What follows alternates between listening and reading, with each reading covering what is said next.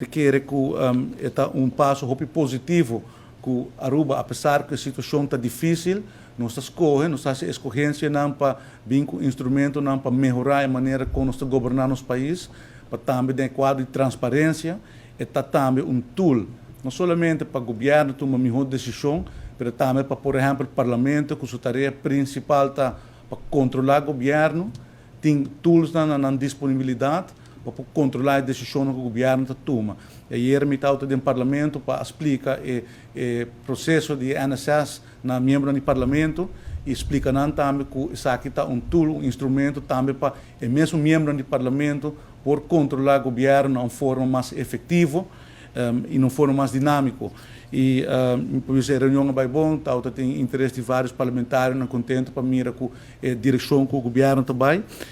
E o motivo aqui, eu decidi também para durante a conferência de imprensa, 13 pessoas que estão liderar o processo de NSS para dar uma explicação. O senhor Desiree Helder, acurado, também dar uma apresentação para assim, o povo de Aruba por compreender um pouco mais melhor o que o NSS está, como ele vai funcionar e o que é a vantagem de um NSS. Para o que trata de fundo, a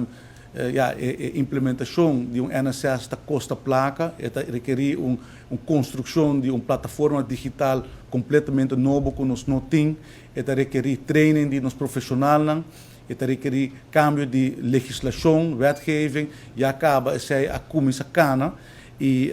para nos por cobrir o gasto que também com o NSS, basado no budget que vai preparar já para o capital investering para 2023, nós alocar acaba 2,5 milhões de florins, que é parte de begroting 2023, assim também para demonstrar que hora que nós está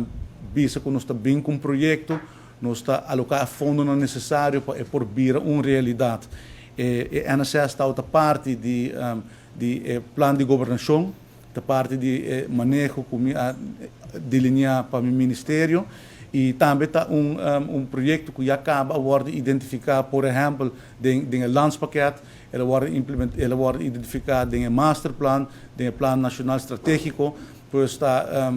projeto que não é bem caifuchelo, mas é projeto que está bom pensar e é necessário para melhorar a qualidade de governação no nosso país.